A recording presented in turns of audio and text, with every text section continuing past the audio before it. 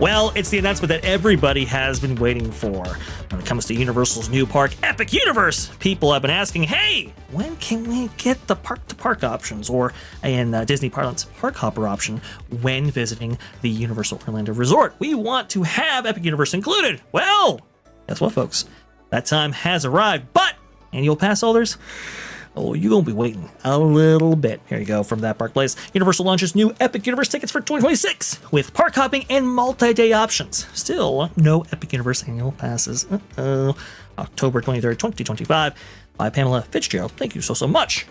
Universal Orlando Resort is opening up its future plans. At ticket sales for the highly anticipated Epic Universe theme park, guests can now purchase Epic Universe tickets through the end of 2026, marking the first time the park has been fully integrated into multi-day and park-to-park ticket options.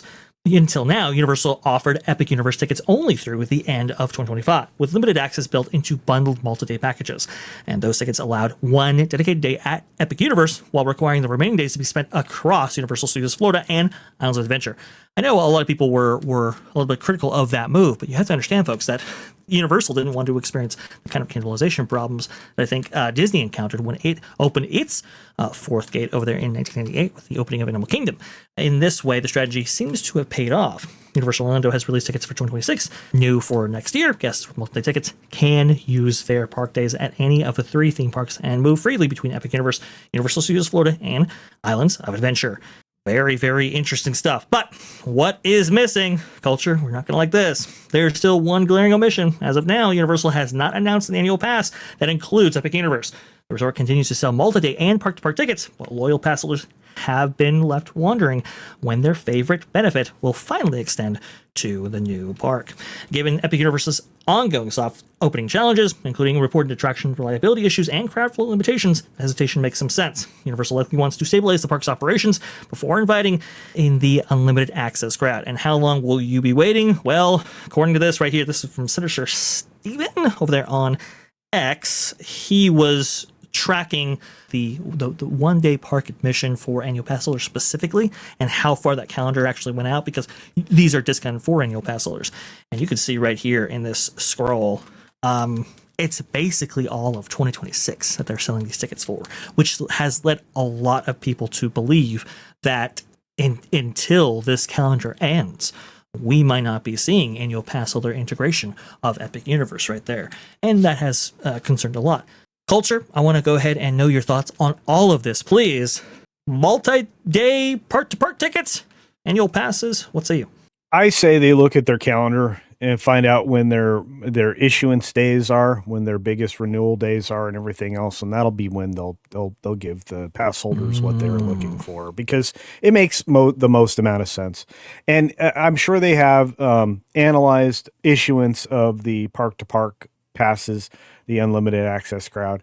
I'm sure they've analyzed that every time they open a new attraction, so they're going to have a baseline for what things will look like when they let them all in. And I look, when you look at that kind of analysis, they're going to have a pretty clear breakdown of what their park occupancy will look like under that. And like I said, I think it's going to be in line with when a lot of people normally would renew their passes. So I'm thinking around the holidays, because if I remember right, you have a lot of people going in the late fall and early winter and, getting their family passes. Christmas used to be a big day because you got your Disney pass. You know what I mean? Right. So, Yeah. That's a good point right there. I mean, the way that Disneyland has been doing it, they have been activating annual passes right before that holiday season. So like October or maybe even September, August, that kind of area right there. So they've been activating passes. I think that's when they officially turned on the Magic Key system for the first time. I thought that was August 2021 was when that was launched right there. And so you might be right. They might be thinking, okay, when is the best time to launch the system? Because you got to understand, folks, that that when annual passes come online with Epic Universe included, it's not going to be just a marginal increase in price. It's going to be a big increase. Right, but also, Vash, you got to be thinking that they want to set that up for when it can do the most damage to Disney, and it would be around the holiday period, because that's true. It'll hit Disney like a train.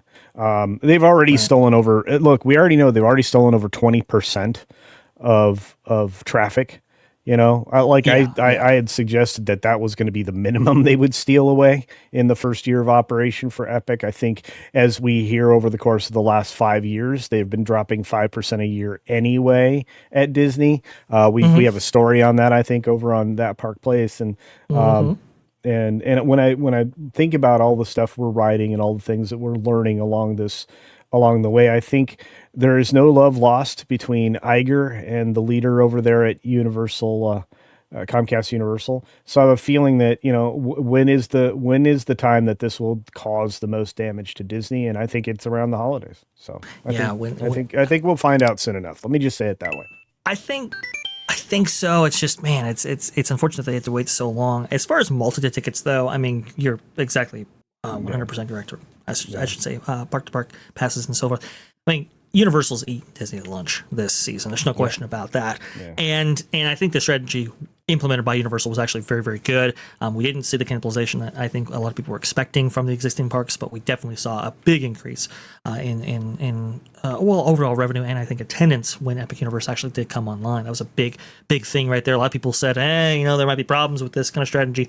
I think it worked out for the best. And even though we have a story coming up on That Park Place as well, featuring Universal Studios Florida and Islands of Adventure having some attrition there in the year 2024, obviously in preparation for Epic Universe, I think they mitigated that to the extent that they possibly could. In fact, I think Universal Studios Florida actually overtook Islands of Adventure when it came to attendance, which is very rare, very unusual, shouldn't happen, but it did for various reasons we'll get into when we cover that story. But I know people internationally, like British tourists and so forth, they've been waiting for Epic Universe to be included in park-to-park passes because I think they want that freedom. And so to activate the international audience, I mean, culture, we're already seeing 20+% increases in terms of revenue just from Epic Universe alone for a partial quarter, that being Q2 of Comcast's earnings call and quarter and so forth.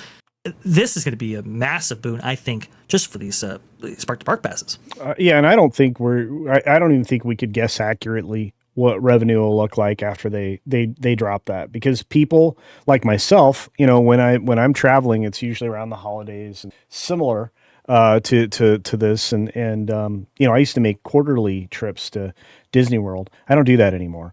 But I could go back to doing that for Universal. You know what I'm saying? So I get it. Look, I was stunned, Culture, at just the level of quality that the Universal experience had over there in Florida. I mean, I just didn't expect it. I didn't expect coming out of Florida to be to have a, I guess.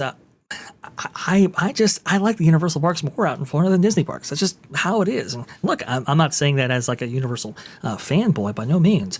Yeah. I really do love Disney, and I think the best park in the world is Disneyland. I've said that for years. Well, but when it comes to the parks out there in Florida, there's no contest. Park to park, it's just, they're better than Disney. Go ahead. Yeah, I mean, and just if they had a more efficient route to get point A to point B, I really hope they realize the tunnel idea. To be fair, because I think that would help get from two wonderful parks and in the resort area to the remotely located Epic. You know what I'm saying? Yeah. So it's true. I don't want to stay in that ugly green hotel. I'm sorry, I just don't. People have criticized that, and look, when you have a property that was so landlocked with Universal proper, right? That they had to buy land in order to expand meaningfully somewhere in some way. Nothing was ever going to be preferable, but I compare it to like, hey, you want to go from Magic Kingdom to Animal Kingdom, good luck, that kind of thing, right? Okay. So it's I don't think it's that far off. Transportation, I think, does have to improve, and look, operations has to improve too. I think. What was featured in the article right there that was brought up so poignantly is that they are having operational issues. They still are. Yeah. They're still having to cast up.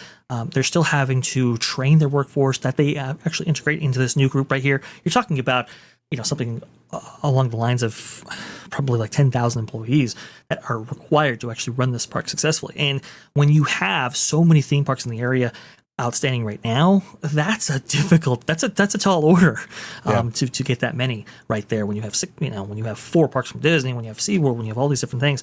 So they have to really get this right.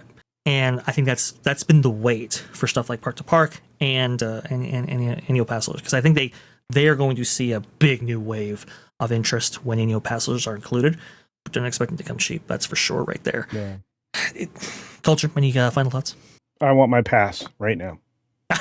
I want my pass too. I feel for you annual pass holders out there in Universal, because look, I know the Universal parks are a little bit more annual pass oriented, and so it's sad to see that this hasn't been included yet. I think a lot of people want to experience these attractions over and over again in Epic Universe, and especially if you like buy in and maybe that attraction's down, it's a lot more impactful when you know that you can't go back. So we will see when it comes to Epic passes and so forth, and we will be, I can tell you right now, the first to report on when those passes actually go live. But park to park, folks, this is a big deal, especially for the international audience that will see themselves coming down here and spending a lot of money. Comcast is, I understand there are operational issues. I understand people want the parks open later and so forth. But I think they've been doing a pretty good job, given all of the issues that they've had with the opening of this new venture that is Epic Universe. Thanks for watching That Park Plays News. For more information, consider checking out www.thatparkplace.com. And don't forget to subscribe, share, like, and send this out on your favorite social media accounts.